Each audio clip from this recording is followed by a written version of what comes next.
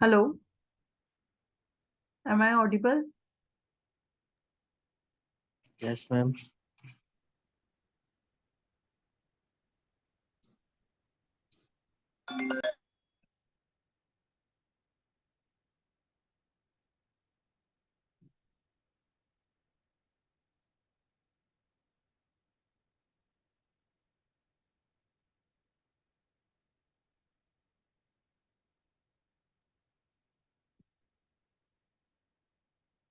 Last class में हमने देखा था बेसिक टर्मिनोलॉजी ऑफ कंप्यूटर्स। ठीक है, अब नेक्स्ट हम लोग देखेंगे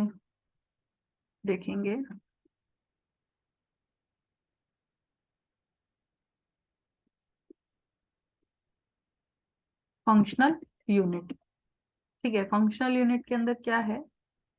अ कंप्यूटर कंसिस्ट ऑफ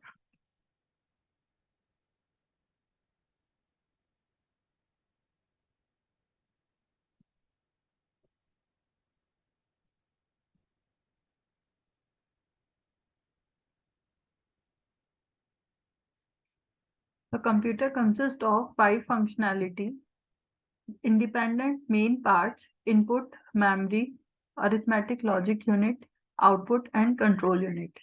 सभी को स्क्रीन विजिबल है?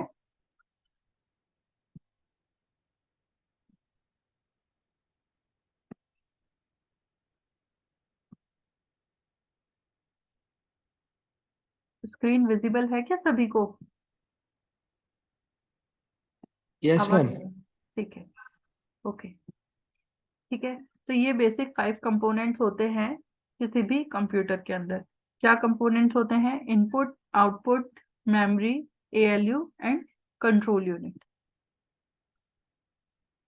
ये इस तरह से भी हम देख सकते हैं कि जो इनपुट आउटपुट है, मेमोरी है, ALU and control unit processor. ठीक है, ये अपना सीपीयू के अंदर होता है एएलयू एंड कंट्रोल यूनिट, और आईओ यूनिट इनपुट और आउटपुट जो देते हैं या अपने को शो होता है वो होता है। ठीक है, ये डायग्राम हमने देखा था, एक बार और वापस रिपीट कर लेंगे। उससे पहले हम एक बार ये देख लेते हैं कि ये क्या है। Input device accepts the coded information as source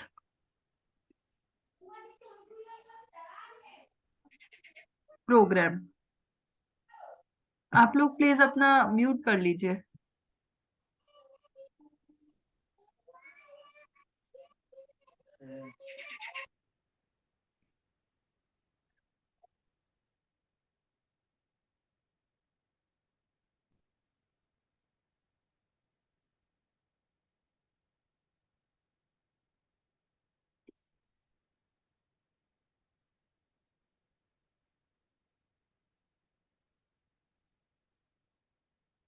ठीक है, input device accepts the coded information as source program, that is high level language.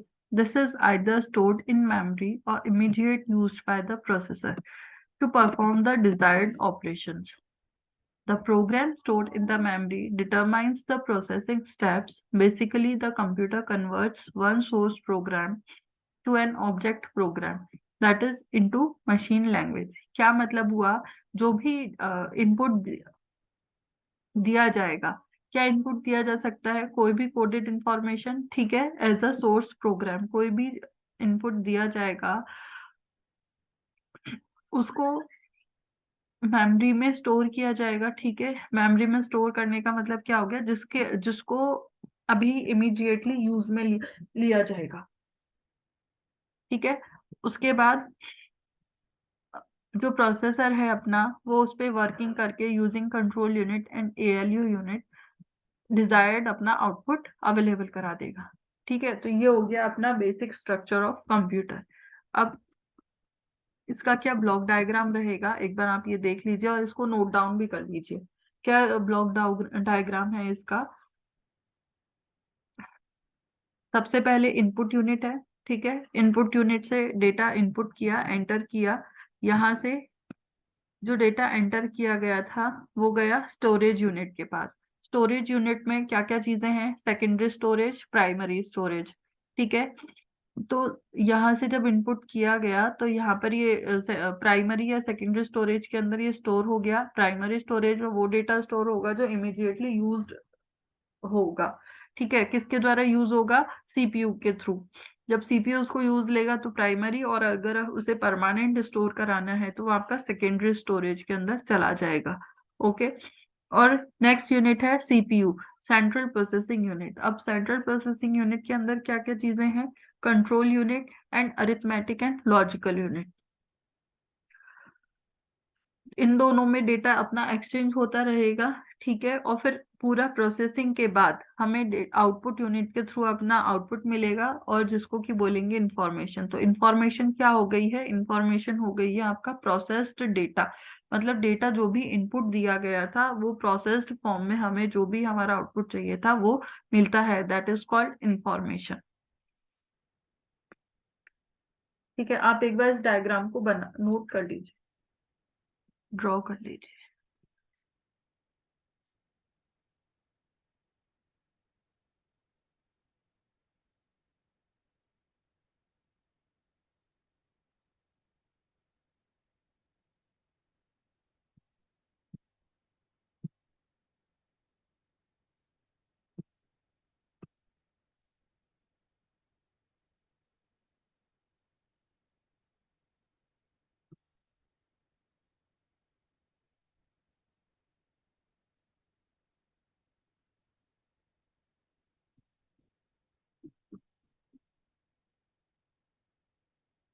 ये जो ब्लॉक डायग्राम है कंप्यूटर का, ये बेसिक स्ट्रक्चर है, साथ ही साथ ये काफी इंपॉर्टेंट भी है। ये क्वेश्चन आ सकता है।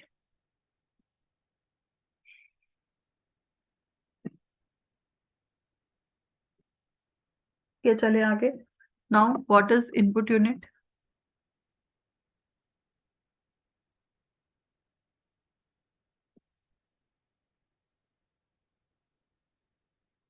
द सोर्स प्रोग्राम और high level language program data is fed to a computer through input devices like keyboard is a most common type. Whenever a key is pressed, one corresponding word.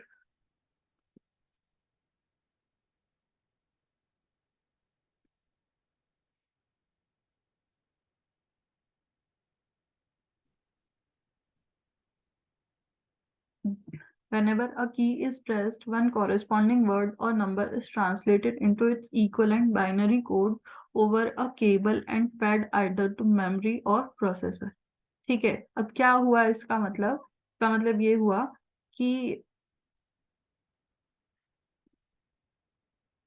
जब भी कोई keyboard से की press की जाती है, ठीक है, तो जो भी हम हमारी लैंग्वेज में, ह्यूमन अंडरस्टैंडेबल लैंग्वेज में जब उसे एंटर कराते हैं तो कंप्यूटर उसे अपनी अंडरस्टैंडेबल हाई लेवल लैंग्वेज में कन्वर्ट कर लेता है। या यूं कह सकते हैं कि वो क्या कंप्यूटर अंडरस्टैंडेबल लैंग्वेज है? Computer understandable languages binary. ठीक है, तो मतलब वो जो भी डेटा हम एंटर करेंगे, लेट सपोज हमने वर्ड ही टाइप किया, WORD टाइप किया, तो वो उसे किस में कन्वर्ट करेगा? बाइनरी कोड के अंदर कन्वर्ट करेगा। ठीक है, जो कि किस में जाके स्टोर हो जाएगा? या तो आपका मेमोरी में या फिर प्रोसेसर में। नेक्स्ट इज क्या इनपुट डिवाइसेस हो सकते हैं? आपका जॉयस्टिक हो गया, ट्रैक बॉल्स हो गया है, माउस हो गया है, स्कैनर्स हो गया, etcetera. Okay. Next is memory unit. Memory unit में memory is of two type, primary memory and secondary memory. ठीक है, तो आप एक बार पहले ये लिख लीजिए, types of various various input devices are like joystick, track balls, mouse and scanner, keyboard, etcetera.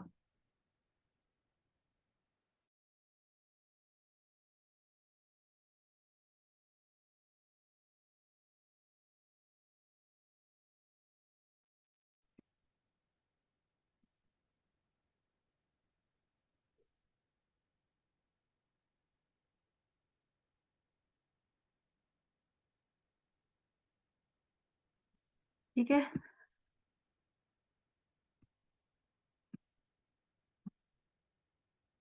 जो अपना कंप्यूटर आर्किटेक्चर सब्जेक्ट है ये काफी मोस्ट है from computer point of view से। ठीक, कंप्यूटर आर्किटेक्चर के अंदर हम लोग सारी जो कंप्यूटर की डिजाइनिंग है, ऑर्गेनाइजेशन है, कंप्यूटर में क्या क्या चीजें इंक्लूड करता है, ये सारी चीजें हम पढ़ने वाले हैं।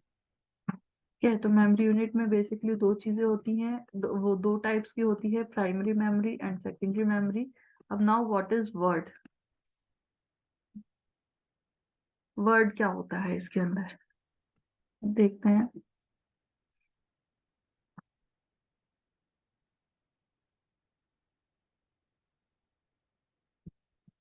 In computer architecture, a word is a unit of data.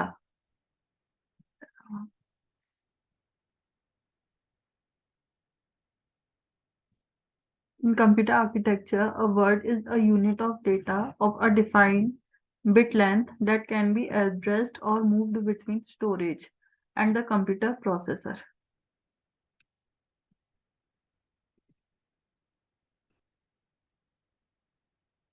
क्या मतलब हुआ वर्ड का? Word is a unit of data of a defined bit length that can be addressed and moved between storage and, मतलब overall क्या हो गया कि bit word जो, जैसे कि बिट होता है, बाइट होता है, आपका निबल्स होते हैं, वैसे ही एक वर्ड भी होता है। ठीक है, वर्ड में वर्ड का भी फिक्स लेंथ होता है, प्री डिफाइंड बिट लेंथ होती है, जिसके कि जो कि आपका एड्रेस भी रख सकता है, साथ ही साथ आपका डेटा भी रख सकता है, और वो वेरी करता है फ्रॉम memory to processor. ठीक है, usually the defined bit length of a word is equivalent to the width of computer's data bus. ठीक है, जनरली ये आपका डेटा बस के बिट के इक्वल होता है। Okay, so that a word can be moved in a single operation from storage to a processor register. ठीक है, अगर वो आपका डेटा बस के इक्वल होगा, ठीक है, तो वो इजीली एक बार में ही कंप्लीट वर्ड चला जाएगा, अदरवाइज उसे डिवाइड करना पड़ेगा पार्ट्स के अंदर।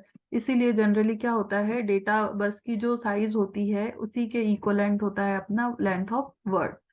ओके, अब डेटा बस क्या होती है? डेटा बस वो होती है जो डेटा को कम्युनिकेट करती है फ्रॉम मेमोरी टू प्रोसेसर, और प्रोसेसर टू मेमोरी या रजिस्टर्स के बीच में।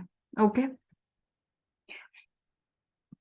For any computer architecture with an 8-bit byte, the word will be some multiple of 8 bits. In IBM's evolutionary system 360 architecture, a word is 32 bits or 4 contiguous 8-bit bytes.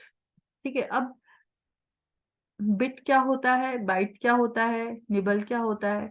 ठीक है, तो सबसे जो छोटी यूनिट होती है वो क्या होती है? बिट होती है। बिट कैन बी 0 और 1, और बिट क्या हो गया? बाइनरी डिजिट हो गया आपका, तो 1 byte is equals to 4 bits. ठीक है, या उल्टा बोल दिया है?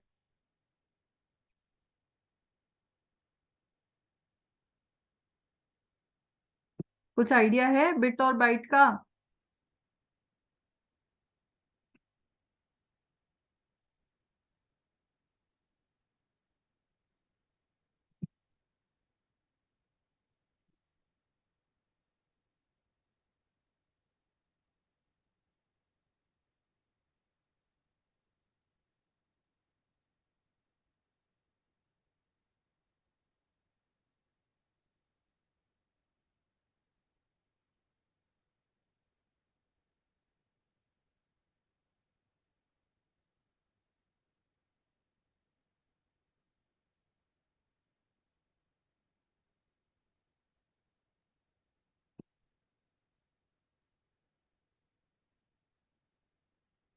किसी को कोई आइडिया नहीं है?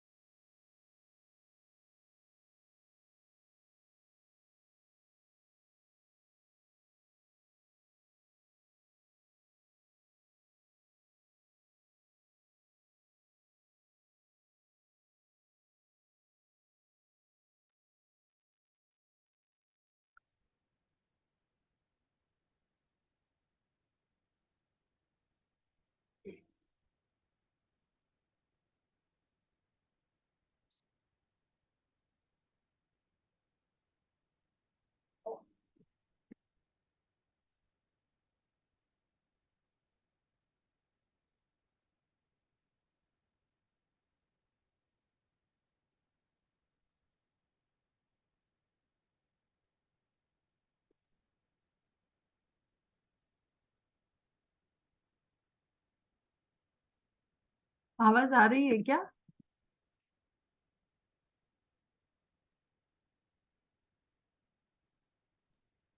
यस मैम, अभी आई थी, अब नहीं आ रही।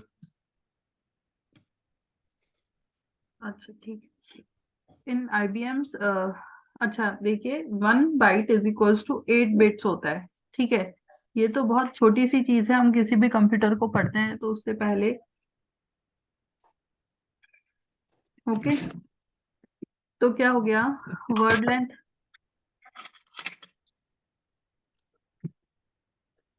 जो आपका वर्ड लेंथ होता है वो मोस्टली आपका डेटाबेस की साइज के अकॉर्डिंग होता है।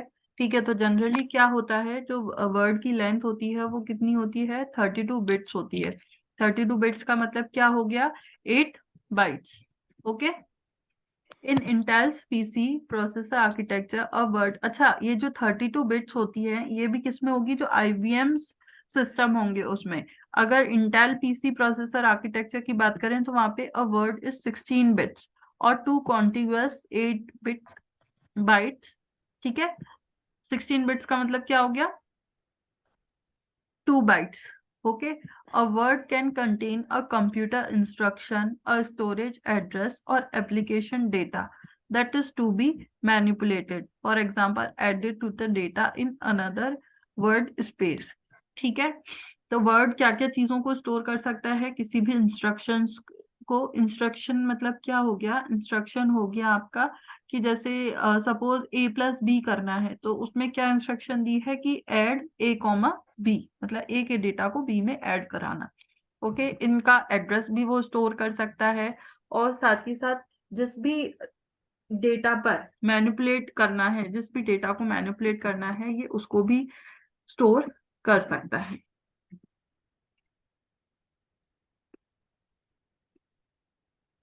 ठीक है, the number of bits in each word is known as word length. Word length refers to the number of bits processed by the CPU in one go.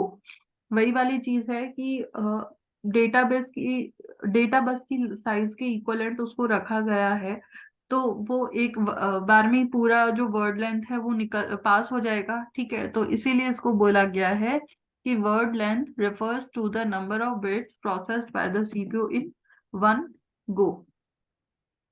With modern general purpose computers, word size can be 16 bits or 64 bits. 16 bits it means 2 bytes and 64 bits it means 4 bytes. ठीक है, the time required to access one word is called the memory access time. किसी भी one word को access करने के लिए जितना time require होता है that is called memory access time. Memory को एक्सेस करने में जो टाइम लगता है। ठीक है, the small fast RAM units are called caches. They are tightly coupled with the processor and are often contained on the same IC chip to up. अच्छा, cache memory के बारे में तो आप लोग को आइडिया होगा कि what is cache memory and which memory is fastest.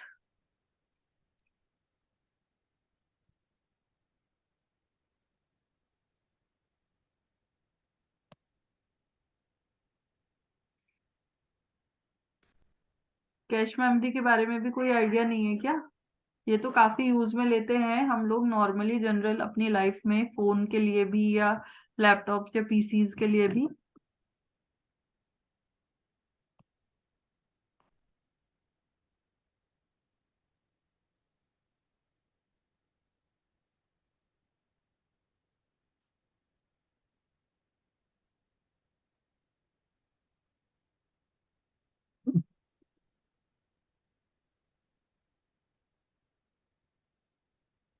Cache memory होती है आपकी वो मेमोरी जो कि अभी रिसेंट ही, मतलब कैश मेमोरी में वो चीजें स्टोर्ड होंगी जो कि रिसेंट ही अभी यूज आई हैं। ठीक है, रिसेंट यूज से मतलब हो गया कि जैसे सपोज अभी आपने सर्च किया कि what is architecture, computer architecture.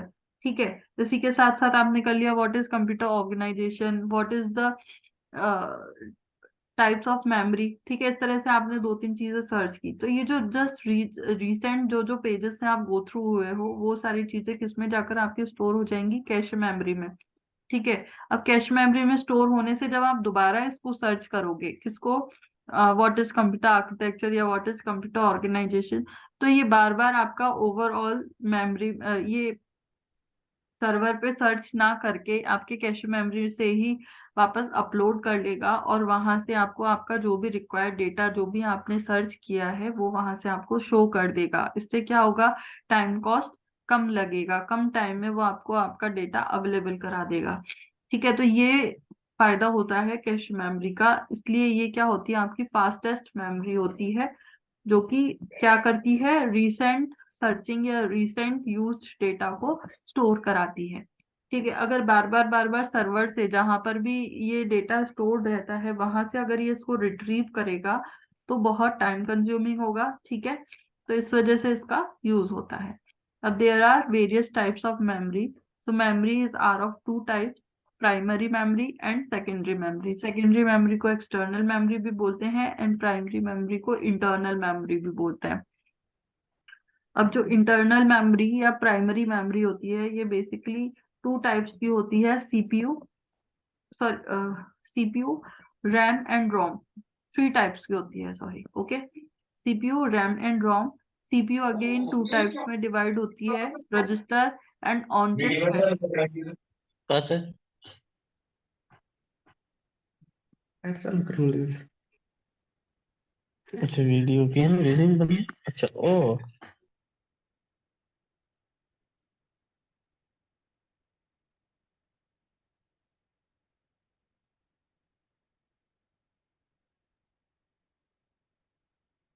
ठीक है, सीपीयू में रजिस्टर आएगा आपका और कैश मेमोरी आएगा। रजिस्टर के अंदर क्या हो गया, रजिस्टर के अंदर आ गया आपका टेम्परेरी डेटा, जो भी अभी रिसेंट में स्टोर होने वाला है, वो वहां पर जाकर स्टोर हो जाएगा, ठीक है। टेम्परेरी डेटा जो रिसेंट अभी यूज में आने वाला है, that will be store in registers, ठीक है। रजिस्टर्स की साइज हो सकती है आपका 8 बिट भी हो सकता है और 16 बिट भी हो सकता है, according to the requirement. There are various types of register, जो कि हम लोग आगे पढ़ेंगे, ठीक है। अब नेक्स्ट इज कैशे। कैशे अभी हमने जस्ट पढ़ाई था कि जो रिसेंट व्यूड या यूज्ड डेटा होता है, वो जाकर आपका कैशे में यूज सेव हो जाता है। Now next is RAM and ROM. RAM क्या होता है आपका, random access memory, and ROM होता है आपका रीड ओनली मेमोरी, ठीक है। रीड ओनली मेमोरी तो मतलब क्या हो गया, ये आपका एक तरह से परमानेंट हो गया, और रैंडम हो गया आपका जो अभी ये इससे आपका स्पीड डिपेंड करती है कि आपकी जो सिस्टम है उसकी क्या स्पीड रहेगी। Now these are again 2 types, D RAM and S RAM. SRAM stands for static RAM and DRAM stands for dynamic RAM. Okay, ROM again आगे 3 टाइप्स के हैं, PROM, EPROM and double EPROM. PRAM मतलब programmable ROM, erasable programmable and electrically erasable programmable ROM, ठीक है। Secondary memory, external memory भी कहलाती है ये। इसके अंदर क्या होगा, आपका ऑक्सिलरी मेमोरीज आ जाएंगी, ठीक है। Magnetic tape, magnetic disk, optical disk, auxiliary memory, ये सारा हो गया आपका सेकेंडरी मेमोरी के अंदर, ओके।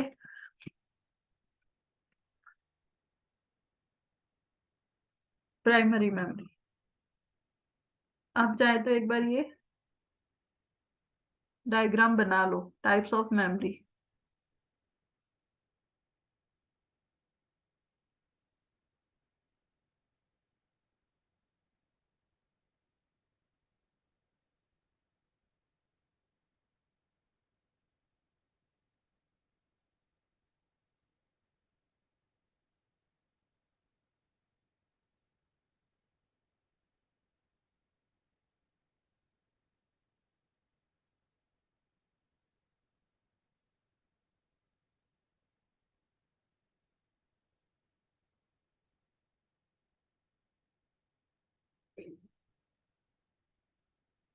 ठीक है, चलिए आगे। Primary memory.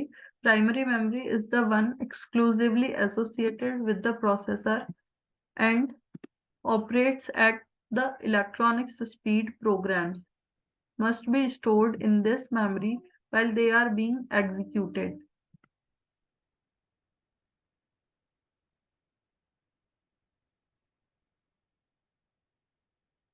The memory contains a large number of semiconductor storage cells, each capable of storing 1 bit of information. These are processed in a group of fixed site called word. ठीक है, ये हम अभी discuss कर चुके हैं. To provide easy access to a word in memory, a distinct address is associated with each word location. Addresses are numbers that identify memory location. ठीक है, अब दो चीजें होती हैं कंप्यूटर के अंदर, एक डेटा और एक एड्रेस, या इन्हीं से जो लिंक्ड होती है वो होती है एक डेटा बस और एक होता है आपका एड्रेस बस. ठीक है, तो डेटा क्या होता है आपका और एड्रेस क्या होता है, इनके बारे में कोई है जानकारी?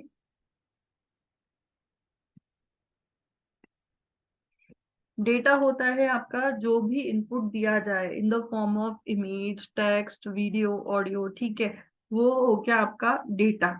और एड्रेस क्या हो गया? एड्रेस हो गया आपका जो भी डेटा को जिस भी जगह पर स्टोर किया गया है. जैसे हम आप हैं, ठीक है, आपका कोई एड्रेस होगा, वहां पर आप मिलेंगे. ठीक है, तो इसी तरह से डेटा का भी एड्रेस होता है जहां पर वो मिलेगा.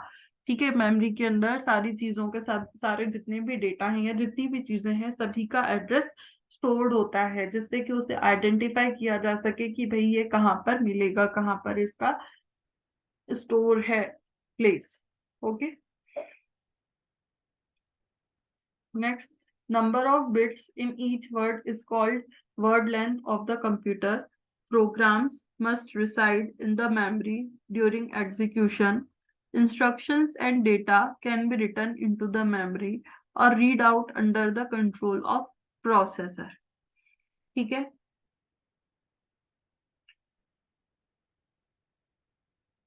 memory in which any location can be reached in a short and fixed amount of time after specifying its address is called random access memory. क्या होगी?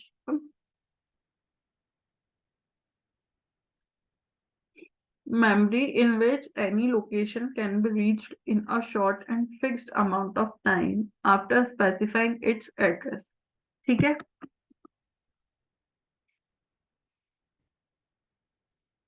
एड्रेस स्पेसिफाई करने के बाद जो इमीडिएट यूज में आने वाला जो डेटा है वो आपका रैंडम एक्सेस मेमोरी के अंदर स्टोर्ड होता है. The time required to access one word is called memory access time. ठीक है, ये जो शॉर्ट टर्म्स हैं आप इनकी अगर चाहें तो डेफिनेशन भी नोट कर सकते हैं. Like number of bits in each word is called word length. ठीक है, एक वर्ड को एक्सेस करने के लिए जो टाइम रिक्वायर होता है उसे बोलते हैं memory access time. memory which is only readable by the user and contents of which cannot be altered is called read only memory. ठीक है, it contains operating system. जिसको डेटा को जिसको चेंज नहीं किया जा सकता, सिर्फ रीड किया जा सकता है, उसको बोलते हैं read only memory.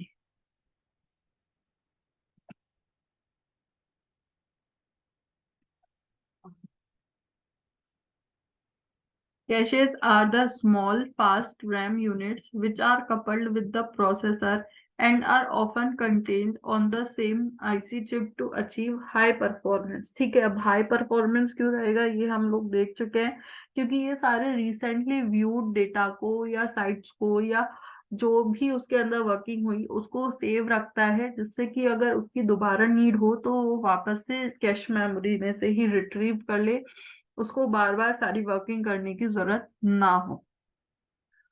Although primary storage is essential, it tends to be expensive. ठीक है, जो प्राइमरी स्टोरेज होता है प्राइमरी मेमोरी में जो भी है वो सारा एक्सपेंसिव रहता है. Now next is secondary memory. Secondary memory में आपका क्या हो जाएगा? Secondary memory is used where large amount of data and programs have to be stored, particularly information that is accessed infrequently. ठीक है, जो कि रेगुलर बेसिस पे जो डेटा या इंफॉर्मेशन यूज नहीं हो उसको हम सेकेंडरी मेमोरी में सेव कर देते हैं। ठीक है, लाइक हमने देखा था क्या होती है, magnetic tapes, disk, optical disk. ठीक है, अपना फ्लॉपी ड्राइव्स, अपना ऑक्सिलरी मेमोरी भी इसको बोलते हैं। आपका फ्लैश मेमोरी हो गया, इसी के अंदर फ्लैश मेमोरीज क्या हो गया आपका, लाइक आपकी पेन ड्राइव्स हो गई या आपकी हार्ड डिस्क हो गई। ठीक है, next is ALU, arithmetic and logical unit. Most of the computer operators are executed in ALU of the processor, like addition, subtraction, division, multiplication, etc. The operands are brought into the ALU from memory and stored in high-speed storage elements called register.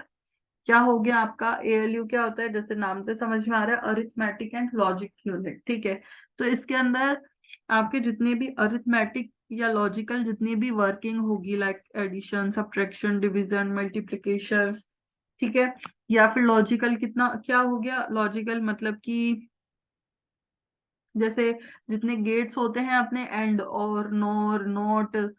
ठीक है, ये सारे इनसे related जितने भी आपके working होगी वो सारी किस में होगी आपकी, या कंपैरिजन वाले जितने भी क्वेश्चंस होंगे या प्रॉब्लम्स होंगी वो आपकी किस में वर्क करेंगी, ALU के अंदर। ठीक है, ये इस अब इसमें दो चीजें होती है आपकी, ऑपकोड, ऑपरेंड्स। ठीक है, ऑपकोड मतलब हो गया आपका इंस्ट्रक्शन। ठीक है, ऑपरेंड हो गया मतलब आपका डेटा जिसपे कि आपको कोई भी वर्किंग करनी है। ठीक है, तो ये सारा किस में जाकर स्टोर हो जाता है आपका रजिस्टर्स में। ठीक है, then according to the instructions of the operation is perform in the required sequence. The control and the ALU are many times faster than other devices connected to a computer system. This enables a single processor to control a number of external devices such as keyboards, displays, magnetic and optical discs, sensors, and other mechanical controllers. Okay. Next is output unit. Output unit, these actually are the counterparts of input unit. Its basic function is to send the processed results to the outside world. ठीक है, इसको ज्यादा हमको discuss करने की need नहीं है क्योंकि ये तो सभी जानते हैं, लाइक प्रिंटर हो गया आपका, स्पीकर्स हो गया, मॉनिटर हो गया। ठीक है, नाउ कंट्रोल यूनिट, क्या होता है control unit, it effectively is the nerve centre that sends signals to other units and senses their states. Control unit जो है वो आपका बेसिक पार्ट होता है किसी भी कंप्यूटर या सिस्टम के लिए। तो इसमें क्या बोला गया है, नर्व सेंटर, मतलब जो क्या करेगा, जो सिग्नल देगा सभी यूनिट्स को जो कि और अवेलेबल हैं उस सिस्टम के अंदर। ठीक है, और उनकी स्टेट्स को सेंस करेगा, जानेगा कि हाँ भाई वो किस तरह से क्या वर्क कर रहे हैं। The actual timing signals that govern the transfer of data between input unit, processor, memory and output unit are generated by the control unit. ठीक है, कि कब कौन सा डेटा किस यूनिट के पास जाना है, ये सारा कंट्रोल कौन करता है, अपना control unit.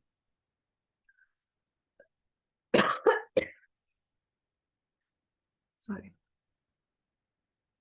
Basic operational concepts.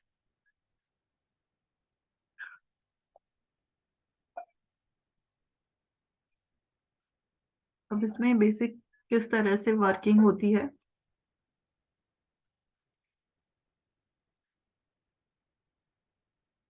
यह भी करें, चलो करते हैं start. To perform a given task, an appropriate program consisting of a list of instructions is stored in the memory. Individual instructions are brought from the memory into the processor, which executes the specified operations. Data to be stored are also stored in the memory. क्या हुआ, सबसे पहले जो भी work करना है, जो भी टास्क परफॉर्म करना है, उसकी सारी इंस्ट्रक्शंस को, मतलब उन सारी इंस्ट्रक्शंस की लिस्ट को या इंस्ट्रक्शंस को कहाँ, मेमोरी में स्टोर कर दिया जाता है। फिर जैसे जैसे वर्किंग स्टार्ट होती है या जैसे जैसे इंस्ट्रक्शंस का यूज होता जाता है वैसे वैसे उनको प्रोसेसर में शिफ्ट करा दिया जाता है, यूज में ले लिया जाता है और उनके ऊपर ऑपरेशंस एग्जीक्यूट कराना, परफॉर्म करना स्टार्ट कर दिया जाता है। और जो भी डेटा होता है उसे भी मेमोरी में स्टोर किया जाता है। अब यहाँ पर एक एग्जांपल लेते हैं, लाइक एड लोकेशन ए कॉमा 80। ठीक है, इसका क्या मतलब हुआ?